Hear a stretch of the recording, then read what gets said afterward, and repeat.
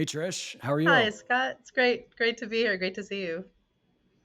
It's great to see you. And yeah, I was very excited for our conversation because I so enjoyed my conversation with Alex, and he discussed how much of a formative impact you've had on his own journey and the way you see the world. And as I started to dive into some of the ideas on your website, Nonordinary, I began to get very excited. So here we are. Yeah, I loved it. Was great that you reached out, and it's been such a pleasure working with Alexander Feiner and his with the launch of his book and everything. It's been really great. So great to connect with you. Well, maybe to kind of start things off, maybe you can tell people a little bit about the work that you do, and some of the current projects that you have that you're putting into the world. Yeah, there's a there's a lot going on currently. We're launching a bunch of new things, but I've been doing this work for over 30 years, and I've developed a framework and an approach. So the approach I call non-ordinary, and the framework within that approach is called the four forces. And the four forces, actually, over the last 30 years, when I was in my early 20s, I'm dating myself now, but I had an environmental store before anything was popular around green products. So, like, I had compact fluorescent light bulbs that were like $38, and people thought they were weird. So, but I was noticing, like, I was really passionate about creating a better world. But I was noticing that all these different clients were coming in and different customers were coming in, and they all had a different version of what a better world looked like. And I thought, this was several decades ago. And I was thinking, well, how are we ever going to create a better world when there's so many different versions of it? And I mean, if you look around the world right now, I mean, we're having that in extremes where everybody we can't even we can't even decide on what we're trying to create together, right? Like there's so many different versions of it. So I started asking, what are our common denominators? Like, what are the common desires that everybody has? And as I explored, I found there was really only four, and that those four desires were sort of underpinning everything. So the four were connection, that we all want to love and be loved and belong. Um, Expression, as much as we want to belong, we also want to be separate and unique and individual and and stand out and get recognition. And the third was purpose, the idea of if we are individuals, how do we then come together to create meaning, to create something greater, to create synergy, to structure, order? How do we make sense of things? Is purpose. And then the fourth I found was growth, the idea of tomorrow wanting to be better than today, progress, novelty, newness. But as I started to work with them, I found that there were skills. They were really skills. Like as much as we wanted these things, we didn't know actually how to get them. Like if I said to you right now, love me, or I'm gonna love this stranger or this person you don't like how do you do that? Nobody's taught us how to do that. So I actually found that skills of connection, there's actual skills to that. You can bring your attention to somebody in a way like noticing their humanness or their soul or their essence or their beauty, and you can feel love by with a stranger, even by eye gazing. Or there's been studies showing that eye gazing, people fall in love with 36 questions and some eye gazing, and you can fall in love with pretty much anybody. um, but when I so I was as I was working with those and finding these skills, I was also simultaneously having these ecstatic, sort of very non-ordinary experiences, peak experiences. And um, I was on a spiritual journey, and a lot of the spiritual stuff was I was learning these skills, but some of it also wasn't making sense to me, like avoiding emotions or that sexuality is bad. And I was having all these ecstatic experiences, in particular in the context of Could relationships. could you, could you give an example of an ecstatic experience? This is Yeah. like so people can kind of conceptualize what you're talking about there. Yeah, well, when I was in my early 20s, I had, I think you've spoken about this and shared in with your audience the idea of a Kundalini awakening. So I had one of those in my early 20s where there was this feeling of just extreme, in my case, it was extreme pleasure. And it was so much pleasure moving like fire in my veins, and this feeling of euphoria, but it was so much pleasure it was painful. It was like the experience of running Mm. 220 wiring through 110 wires. So or 220 energy power through 110 wires. So there was this extreme It was this feeling of expansion, of divine, of pleasure, of everything being heightened, and that rippled through my life for years. And there was all sorts of different experiences that were happening. Now, part of what I've done with the four forces is map them onto these four forces. So there's these different kinds of states of consciousness that I've been able to say, oh, that's a connection ecstatic experience. That's a growth one, like Kundalini, I see as life force, aliveness. One of the ones that a lot of people have is the idea of oneness, of sort of sense of self dropping away, whether it's in meditation or a group experience where you feel like, oh, the crowd is one at a concert or dancing. Like that's a common experience. And there's I think when I talk about ecstatic, there's peak experiences, there's expanded states, there's ecstatic states, and they're all the same thing. They're just a matter of how turned up the volume is it. Do you feel oneness, or does there's oneness and then there's the sense of self dropping away completely, which would be an even more expanded, more ecstatic state where there's no self. Does that make sense, as far as there's a gradation to a Yeah. lot of these states? And so I guess, we go through life, let's say we acknowledge these four forces, and then we have these various ecstatic experiences that I guess can either be catalyzed intentionally or can happen spontaneously. What is the art of working with them? How do we use these experiences? Yeah, well, I think there are a lot of technologies that are out there, such as meditation. You don't often think of meditation as a technology, but it's a skill and a practice that allows, that you can cultivate certain states of consciousness. There's a lot of use of sacred medicines and psychedelics, to have these experiences and open them up to you. But the way that I work with them is really using this framework, the idea that these are skills and levers that you can actually learn and practice. So as you practice skills of connection, your ability to feel that oneness becomes something that you can choose rather than it just randomly happening, or you having to do hours of meditation to cultivate it, or hope that it happens. Because you can meditate for a long time and still not have that expanded feeling. So it's not an either or. I say all of those technologies are really helpful, and it's helpful to know which technology will get you the experience and state that you want. So that's where the four forces comes in helpful, to sort of map them so that you can say, oh, this is the kind of experience I want. I want to do meditation to get that experience, or I want to do, flow states is another one that people often want. So what are the levers for flow states, for example? So when you're practicing them, I see these states of consciousness not as special events. I see them as we should be incorporating them and choosing them while we're eating dinner, while we're having a conversation with our loved ones, while we're making love at night, while we're walking down the street. Like these are states that are our part of our humanness. They're an expansion of our humanness. So rather than sort of seeing them as these out there, beyond us, beyond human experiences, I see them as the next level that we as humans need to be able to to call on and create. And that's also going to change, like how we navigate the world and what we create together. If we have access to these kinds of tools and these kinds of states, and if you're having a conflict with somebody, or having a group, um, you know, a, a political issue, like if you can evoke a different state of consciousness and look at that same issue, you get different options. Different states of consciousness give you different options as to what's available to you.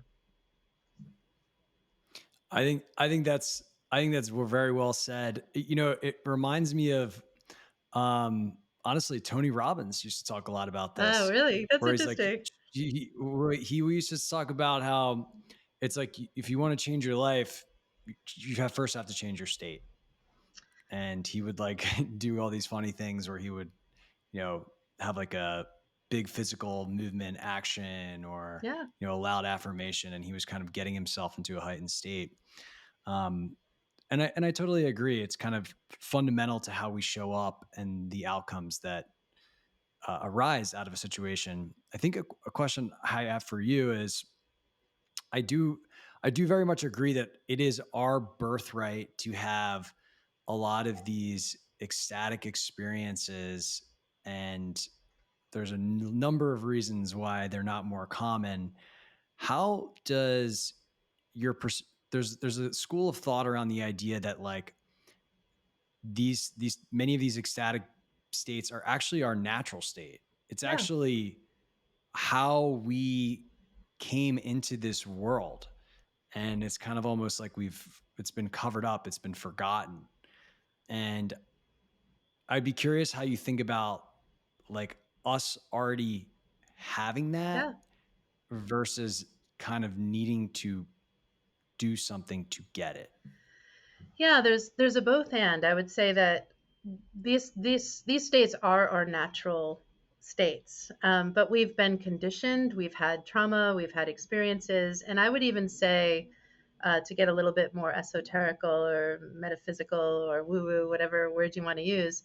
Sometimes we're even coming in with what I would call like soul trauma, or that sort of like soul weariness, where you're like, oh man, I'm human again. I want to be here, and I really kind of don't want to be here. So like there's I see it as we are, um, we have desires. We've come in. We're here to be human, and then tangles happen because the things that we're wanting, the desires that we're having, these states are desires, but they're also like we don't yet quite know how to do them with each other. That's the learning edge, like how to actually hold these states and be with you, and how do I be an individual and be deeply connected, for example, is something that you don't have to worry about when you're not in form, because there's oneness and there's consciousness. But when we're in these individual bodies, now we're like, oh, how do we coordinate and still be separate?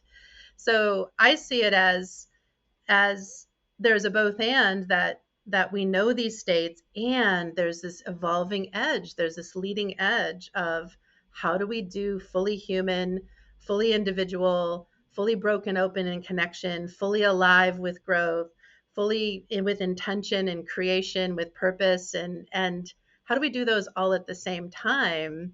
I think is that next new paradigm that we're learning as humans.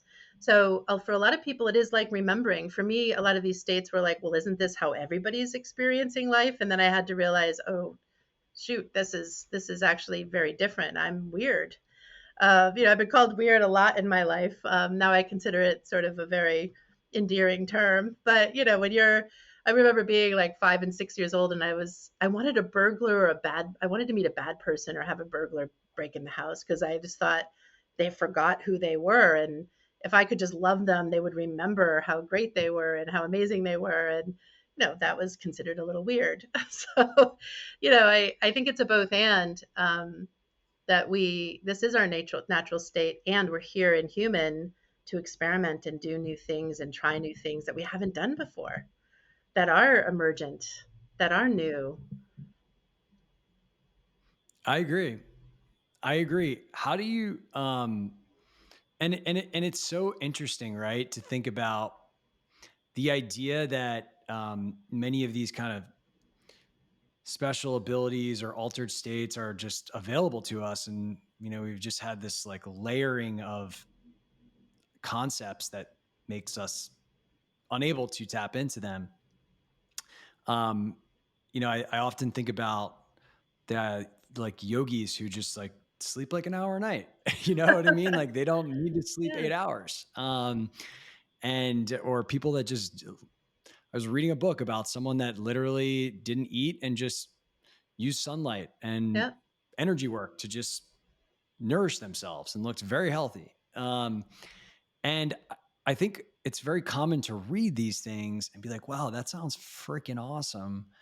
But how do I do that? Because when I try, like, okay, like, don't sleep, or okay, do this, like, things don't go well. And then I'm like, well, that doesn't work. And like, am I just bullshitting myself about my potential? Well, that's a great question. What one of the things that how I discovered the four forces, and one of the things that I think is so important, is as much as we can learn the generic or the general ways of doing things. There's, the scientific method of n equals one, like what works for you versus what works for somebody else is going to be different.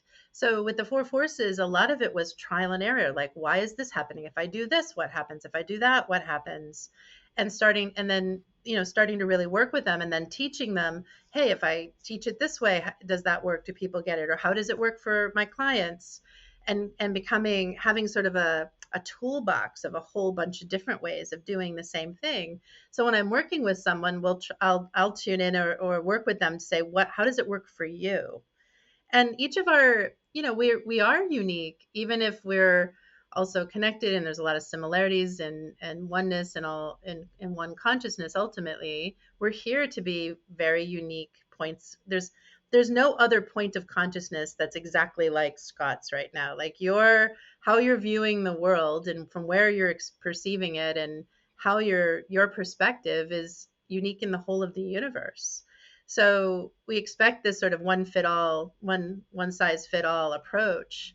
So I recommend to people, never even take my word for it. Try this, try that, try this skill. What happened for you?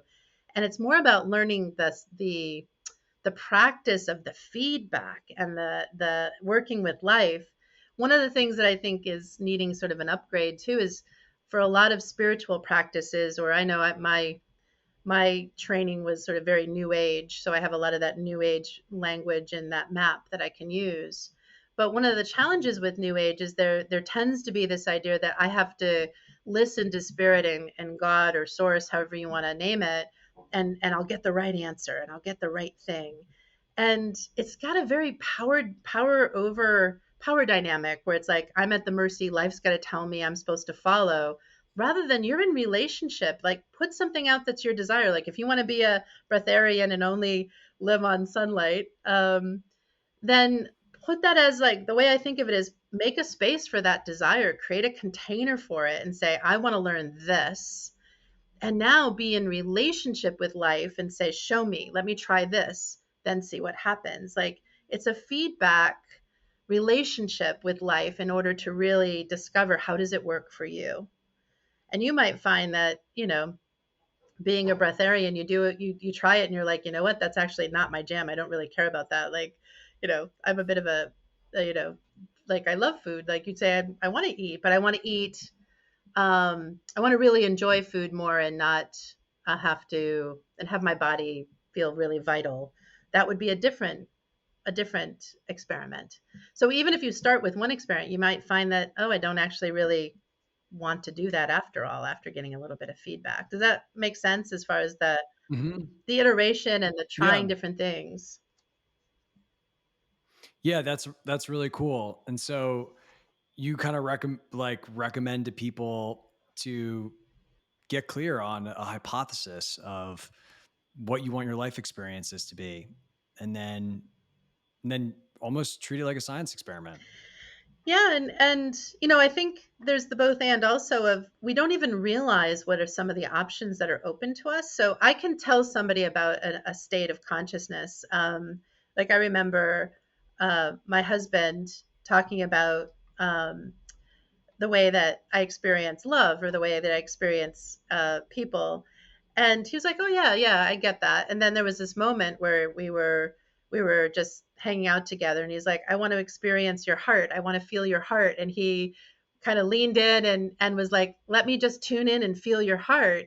And the next thing I know, he's like crying and having a huge release and a huge reaction. He's like, "Oh my God, I had no idea that's how you experience love. Like, I didn't even realize that kind of love existed." And I know that sounds, he's a very loving, open person, but we don't even know what we don't know around different states of consciousness. And he's taught me, other states that I didn't know were possible too. So, and when I say states, it's not just, there's like nuances to them. There's aspects to them. Each ecstatic experience or expanded state or moment is unique. So we can talk a lot about these, and then you have an actual experience, and you're like, oh, wow, I didn't even realize that's what it was. So the experiments are there to help set up opportunity, but they don't necessarily get you what you think you're going to get when you're doing the experiment. And that's the fun part. That's where the evolution and sort of the emerging quality of it becomes kind of, it becomes a way of life. Mm, mm. I think that's a really interesting point because we have such a tendency to just project our own experience and think that everybody's subjective experience is our own, which, couldn't be further from the truth. How would you recommend someone expand their conception of what's possible? And I think that's where, what I've cultivated. There's a lot of teachers. I'm not the only one, teaching a lot of these kinds of skills or these approaches. I think what's unique with the Four Forces framework is that it gives you a lay of the land, a map, and a compass, so to speak, for you to start your journey and be able to see, where am I when you're in new territory. How do you have a map for something that's a new territory? Like, if you haven't been there before, it's really hard to navigate. So I've the four forces. I have something called the edges map too, which is, it's not known territory, but there's these emerging edges, or there's these edges of the new territory, which you can help to orient where you are. So, the cultivation of this, having a map that helps you to see where you're going. And then from there, you start to develop your own map. You start to develop your own sense of what connects to what and how it works for you. One of the things that I really love about the potential for the Four Forces framework, also, that I see as needed in the world, is a way for us to organize and coordinate our different maps. So instead of like one utopia, how do we create like a utopia of utopias? How do we You can have your own map and I get to have my map, but with the four forces, at least there's a way to align them so that we can have some kind of common language and common experience. And I think that's really kind of lacking right now in the world. I think that's where what I'm offering is a little more unique, or a little unique. Um, there's certainly a lot of maps and a lot of different approaches, but to be able to sort of see that bigger lay of the land and how they fit together, I think is a unique offering. And I'm excited Mm, about when you asked earlier what's going on, like the idea of having a community with these skills that are using this map, but also expanding the map. And I want to be in that jazz improv around what are we creating together and what's this new reality that we're calling in together. But we do need some maps to coordinate. Like you mentioned Tony Robbins earlier, personal states are great, but we also need to learn how to do these states as a group and as mm. relationships and in common spaces with each other. We don't know how to do that yet. And I think that's, Yeah, yeah, I agree. I think that, So yeah, do go you ahead. think that Sorry.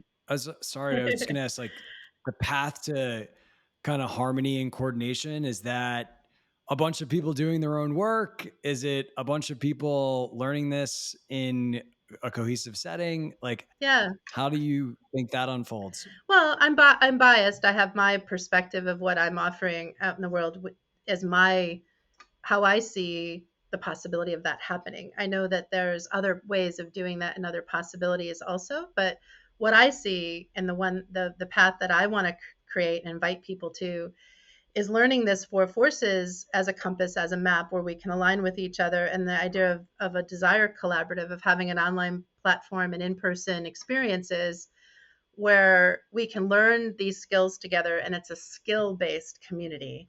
Not skilled as in all the not the same, not from sameness, but having a set of skills that allows us to be really unique at the same time as deeply bonded and in community and coherent.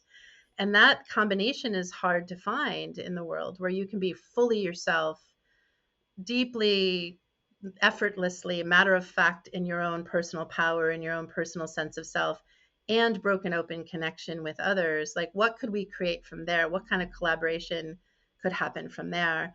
So I do think, one of the reasons why people go to church, why they go to things like Tony Robbins, is because it's helpful to have a common language. It's helpful to have a common starting place. So, I think the four forces, after the 30 years of, I feel like, life giving me this, giving me this download and this training program. I'm excited to use it as a starting place. It's not the end goal; it's the starting place. And I really feel like these are the underlying levers that then allow us to have the foundation to create stuff that we haven't even imagined possible yet. Like, that's the part that gets me super excited. And over the years, I've been an entrepreneur. I've had 9 different companies. I've been ahead of my time on all sorts of stuff, like the environmental store. And I wanted to have an internet cafe in '93. And my investors were like, the internet's not going to go anywhere. And I had a co working space. Anyway, there's been a lot of ahead of my time entrepreneur wise. And one of the things that I found was I can't actually create the kind of environments I want to create unless other people also have the skills. Like it's kind of selfish also, because as much as people say, "Oh yeah, I know how to do collaboration," a lot of times they don't actually. It's more like, Hmm. when I talk about jazz improv as sort of a metaphor or an analogy, right? Like we're going to play jazz improv. People will say, "Oh yeah, I know how to do that. I'm really good at that." But the first thing they'll say is, "When's it my turn for my solo?" Right? Like, or they'll use that, Mm. like they'll use it as a like anytime there's a conflict, they'll be like, "Well, you're not honoring my solo here. I know what's right." And I'm like, that's not the state of consciousness that I'm talking about. It's not just the skills of jazz improv. It's a way of being. Does that make sense? Yeah, it does. It does. I mean, I'm just reflecting on my own experience, and my personal belief has always been like, okay, I'm going to uplift myself, and that will put me in a solid foundation to like serve the world the best the best way that I could in the most benevolent way. And what's interesting is that like when I think about my last startup or any type of environment, there's a service, there's a dynamic of it being a great place to be, to be a leader who I think has a high level of awareness, and open heartedness. But at sometimes, like what I notice is like what works for me doesn't work for people Yeah. that are at different parts on the journey. And so I think what I'm curious about is like, does what you're talking about assume there's like obviously like a concept of like shared language, but then there's like just fundamental different levels of awareness. And like, how does that play into the equation of of something cohesively working together? Yeah, I mean, I think that's a really important um, aspect to this, right? And I'd say that there's two things come to mind. One is like there is the truth. It's a both and that when you do your personal work, like you are lifting people up by doing your personal work. And one of the things that I've found is you can be up on the mountain having this really clear, lots of clarity, and you feel great, and then you come down and you're in traffic and Yeah, you lose the state, right? Because there's like I call it the other person problem, right? I'm in a great state of consciousness as long as I don't have to deal with anybody else, right? There's a lot of that sort of totally. reality, right? So how do you hold that in the midst of other people aren't being in the same place? And I think one of the other point I would make is that I think there's been a lot of this idea of a linear and a hierarchical, say the right word here, hierarchy, as far as like somebody being more conscious or less conscious. But I've found that if from the four forces perspective, it shifts it from a hierarchy more to like what are the areas where you've really learned a bunch, and where are the areas that you need to either go deeper or add. So if you're an entrepreneur, for example, you might have really cultivated the expression growth aspects of your life, the getting shit done, getting a sense of personal voice, of being able to feel your own power and to lead. And a lot of times people that are in that mode have a harder time feeling others and get impatient with empathy or with, well, I don't want to hear everybody's feelings, right? So I'll have a group of leaders in a room and they're like, just get to the bottom line and get to the point of this so that we can get the result we want. And they're like, I don't want to hear how people feel about, I don't want any of that group therapy stuff, right? So, and then the group therapy people they are so busy talking about feelings, they never get anything done. And then they complain that that they're not realizing what they want in their life and they can't manifest. So we need each other to learn those skills. It's not giving up the skills to then um, be something else. It's actually, we need to actually help each other learn these and add them. The growth people Mm. need the feelings in order to have a richer life, a more satisfying. It's why a lot of entrepreneurs after a while are like, I need to go into purpose. Like I feel I've lost my sense of meaning, Yeah. right? But what if you could do all four of those at the same time? And what if feeling could actually make you a better entrepreneur and feel yourself more, or have better relationships that make the whole process of being an entrepreneur more fun? Like that's where I want to break the idea that you have to be one or the other. Like they enhance each other. But the new age, the feelings people need the doers, and the doers need the feelings, but in a way that's not, come over to my side and give that one up. Because why would you want to do Yeah. that, right? Like why would you want to do that? And I think that's one of the bigger problems of trying to change, have more more collective change. Is if I say to you as an entrepreneur and as a growth person, stop doing that, come over here and sing kumbaya and give up your sense of identity and just be in connection all the time, that gets boring after a while, or you're not going to want to do it. So you might want to do it for a little bit, but then you're like, you have to give up a huge part of who you are. And I'm saying, no, let's just add it. Mm. Yeah, that's really cool. Has there is there what's the closest thing you've seen in society, reality to a group operating this way? I know it's a bit of a cliche, but I have to say the sort of jazz musicians have really been, it's really been an inspiration for me in the way that they they approach music, and or even any kind of jam musician, any musician that's more improvisational. And one of the things that, I people are like, well, I don't really like jazz, and the truth is, like, some of the more experimental jazz is, I'm not a fan. I'm like, give me an old fashioned Motown song and a dance song, and I'm there. But what I love about live jazz in particular is when I watch it, and I went for a while and I was just enthralled. The musicians, the state that they're in is so compelling and so Mm. palpable. Like they're in the groove and they're feeling each other. And I see all four forces there. Like people have their solos, but the solo isn't, it's in support of the other musicians. It's what the music wants. It's not about a solo that's just, this is what I want to play, and there's my experience of musician in that zone is that they're in a kind of ecstatic, expanded state, whatever word you want to use, flow state, peak state.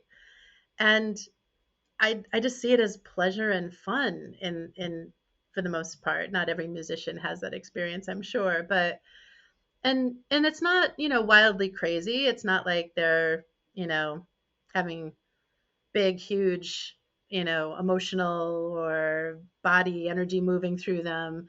But I think that's more of the quality that is that sort of birthright of us experiencing it all the time. And some of the riffs don't work, and some of them are like, wow, how did that even happen? And that's the closest I've come to seeing that state that I'm talking about, that I feel like we as humans have the opportunity to be in all the time. Mm. And one thing I wanted to get your perspective on is like, there are you're correct in that there are other people that um, have kind of plotted out what different human experiences can look like in their own flavor. One of them comes to mind is David Hawkins. I was a big David Yeah. Hawkins guy for a while. He had his map of consciousness, and he was all kind of about this idea of you have a predominant state or like a predominant Hmm. place, but you get angry sometimes, you get, you Right. know, pride, you have love, you have all these kind of different things, but there is this notion of kind of a baseline Hmm. plot that is evolving as you evolve. And yeah, I would be curious kind of how that concept works with the four forces, um, and the notion of like your baseline experience shifting so that it just perhaps is one of these ecstatic experiences all the time. Yeah, I mean, that's great. I was very much into David Hawkins myself years ago too. And what I would say is there's validity to all these maps. And I see it as rather than trying to strive or there's a baseline, but the baseline, instead of it seeing like, say, anger is my predominant level, I see it as more strategies that we've created strategies to try to get these forces. And then we end up running into people who don't cooperate with us in our idea of how we want to get them, right? So, anger, for example, from a four forces perspective, I see that as um, feeling a combination of expression and growth where it's like you want something to be different than it is and you feel powerless to change it. So the feeling of power, anger often has underneath it a feeling of powerlessness. I can't actually get what I want. And it has an against something or someone. So you want something and so if you work with it, I see it as rather than trying to raise your consciousness, I see it as when you're angry, oh, what am I actually wanting? What is the anger telling me that I'm wanting? I'm feeling powerless about getting something. What is the desire that I want? And what do I have how can I impact the situation in order to get what I'm actually wanting rather than raging against what I don't want or what I'm or feeling powerless. That's a very different that will shift your state immediately. If you just even Mm. shift into I don't want this or I'm angry at this to what I do want. Say you're angry at um, I don't know, injustice or, I'm like, that's so vague. I'm trying to think of something to be, what would be a specific anger piece here. Um, I mean, I'll give you yeah, one. I'm angry that I've been feeling like crap. right, right. So like physical health, right? So if you flip that, what do you want? Vitality. Right. So saying, I want to feel vitality. I want, and saying, all right, and right now I'm not feeling vital, but I want more vitality. Now holding that as a remember earlier when we talked about having a space that you're then saying to life, okay, life, show me how to be more vital. All right, I'm not feeling vital. This is a desire I want. I want to feel more vitality. I'm going to create this space and now I'm in relationship with life saying, show me how to be more vital. That's a very different state even though you still don't have it. It's very different than raging against it and feeling like I'm powerless and I'm just what's the point and angry. Yeah, I mean, to me, it kind of shifts out of victimhood and into responsibility. Yeah. Um, And also possibility, right? Like there's a reason I always see these lower states. We say that they're not beneficial, but they are holding information. Every time you get triggered, every time you feel like crap, every time you're angry or having um, grief, it's informing us, and especially the trigger piece. We're so quick to say, let's create trigger-free zones. Well, that's not working so well. Like that, it's an impossible task. It's just turning into more sameness and boringness and restriction, and you can't do anything. Or you have to tippy toe around because you don't want to trigger anybody. Versus saying, when we're triggered, it's valuable.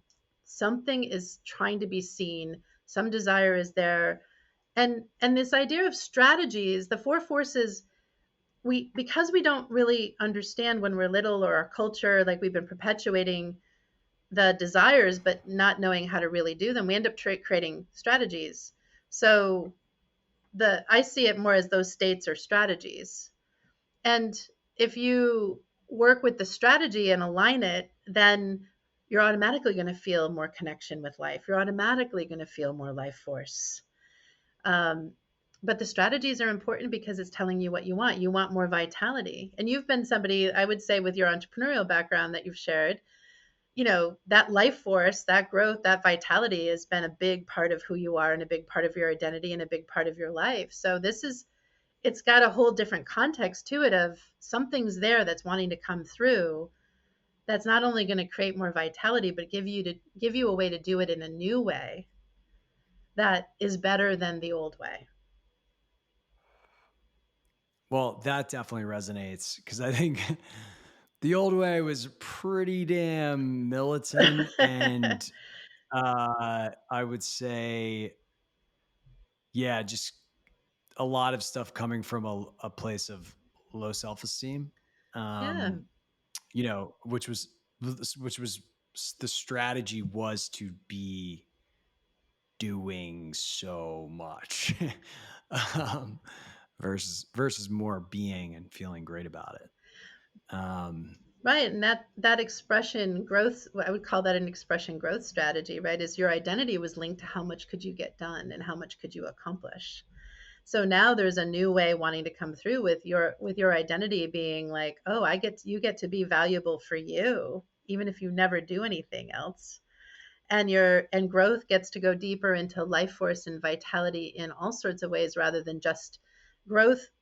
Growth in the way that you were describing it is that action, that movement is linked to success or doing or accomplishment. But if you go deeper into growth, it's about life force, vitality, and being moved by life. And that mm, opens up a whole level. It's about emergence of what wants to happen that's even beyond what you could have imagined. But if you're so busy doing, you can't be in emergence. that I also know to be true. I My personal belief is like you are positioned in these situations for a reason. Right, right. And I don't say that in a way that means that's disempowering, but I actually find it to be quite empowering because it creates meaning and trust and wonder, you Yeah, know, in the possibility. And like it really does, you know, so much of my work has been examining my responses to these situations, right? And seeing what is driving that and then learning how to work with it. And um it's where the gold is. And sometimes it yeah, sucks, but you know, there's you can use it or you can lose it. And I want to yeah. use it. And I think a really important piece here, which often I think gets lost in the evolution, is that you've developed a really powerful set of skills around doing that you don't want to dismiss or say, oh, those aren't important anymore. Like you have a superpower you've developed through that strategy. So now adding to that these other possible levers or these other possible forces, there's a way of learning how your skills of doing now from a non-ordinary way, for example, for lack of a better way of saying it, like what does doing become from a non-ordinary way and from this expanded state with these other things being added. So it's not a like, wow, look, I had this strategy for all these years and that was wrong, I should have been doing it this way. It's like, no, you've developed some important skills that you don't want to throw the baby out with the bathwater. It's now just what's the Mm. evolution of that, adding in these other awarenesses and these other states. Yeah, that is cool. I like that. I do think about some of these other conscious models where it's like it's inclusive, right? It's like Right. the lens zooming outward um versus a ladder that doesn't bring the other rungs with it. Right. And what gets tangled up, for example, in the doing might be, lack of self-worth or lack of, or wanting to prove oneself or wanting to get, it can be any of the forces. It can be wanting safety. And so you're going to make sure you do it all to make sure that it happens the way it should be in an ideal or from a safety point of view. Like there's all these reasons why we have the strategies we have, and they're unique to each person. Like, but at some point we make these choices where it's like, I'm going to, this is the way that I can at least get some part of what I want. And we create this strategy and sort of build on that because it is somewhat successful. But there is a reframing of that in a way of like including it, like you said, the expansion of the frame. And there's also a way of tweaking it a bit, of untangling it a little bit so that your skills actually become even more powerful than when they were before. But they've got to be in sort of right relationship, and some of that, those beliefs are tangled up in those superpowers. So there is a process of untangling and looking at why you believe what you believed and getting at the root of it, that there's an experiential, like what you shared, of who are you if you're never doing anything ever again? What's your value? Mm, mm. Right? If you don't solve Yeah. that, then you can't actually use that superpower in a way that's aligned. Yeah, totally. Totally. I had that experience. That's like how I came to the self-worth thing where I was like, Right? sitting on a couch one day and I was like, another day of not being able to fucking do anything because I feel terrible for the first time in my life after being, and I literally sat there and I was like, I feel freaking worthless. And I said it out loud and I was like, holy shit. Wow. Yeah. Like, I was like, wow, that's what I thought. If I wasn't doing anything, it was just Right. underneath it all. When it was, and I, you needed to have that taken away to see what was there. Yeah, that's It an was really crazy ass moment. yeah, that's an amazing story, right? Like, and for you to be able to have that awareness of being able to ask that and say and recognize it, right? That's having some skills and but those are the moments that are actually trying to give us what we want. Like we feel miserable and we're like, I don't want to feel miserable anymore. I should be doing what I was doing before. But the miserable is trying to show us what's off, Yeah, that's right. right? And if we take a minute and say, oh, why am I feeling off here? What is this trying to tell me? um what is it showing me? Like, so that's brilliant, and then there's a journey there of like, all right, well, what does that actually look like, and how do I work with that, and what are the, what does it mean to actually not be driven by doing and have my identity be my your uniqueness, or your beingness, right? Or is I call it matter of fact, like your matter of fact self. Like you don't have to even be fully conscious. It's just your unique point of experiencing the universe right now is priceless. It's incredibly valuable. Like without you, there would be one part of the universe that was gone. It wasn't experienced. That's that's a really, I feel like a really unique and compelling way of describing it. Yeah, I think that's awesome. that's how I think of expression. When you hold it that way, and you really feel the truth of that, then there's no it's kind of silly. Not that it's silly, because we're in such pain and suffering about our worth and our value for a lot of us. But if you think of it that way, it's silly to think that we're like, literally there would be a part of the universe that would not be experiencing that would not be experienced if we didn't exist.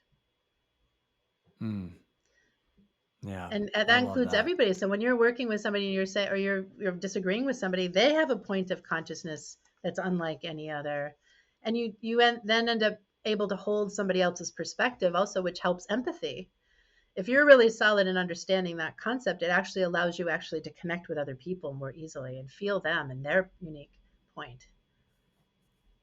Mm, well, I think that's really well put. Trish, well, I know you have a lot of exciting things coming out soon, and I know people probably want to learn more about what you're up to. Could Yeah. you point us to some of the stuff that we should be on the lookout for? Yeah, thanks. Nonordinary.com is the website and the platform that I'm in the process of developing. I've got a non-ordinary summer that's happening right now in August, July, August of this 2023.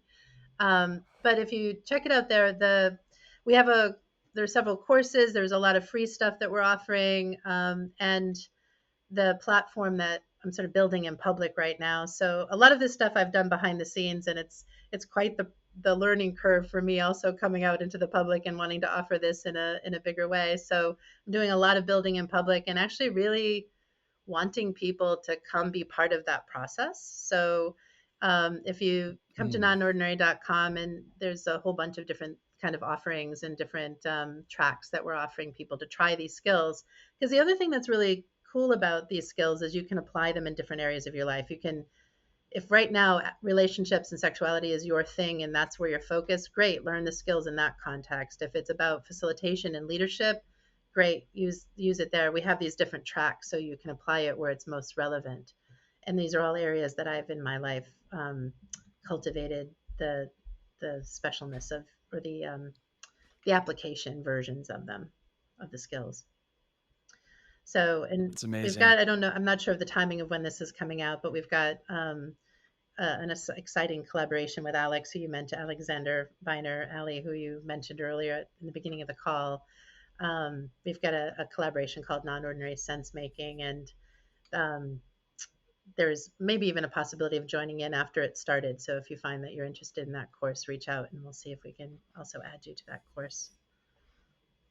Cool. Well, we'll link that, all that goodness in the show notes. And Trish, thanks again. It was a real pleasure, and I think I think the world is a better place for you Oh, putting your amazing ideas out there. well, thank you so much. So we're grateful for it. Yeah, well, it's been a pleasure. I've really enjoyed it very much. Thank you. All right, we will see everybody on the next episode.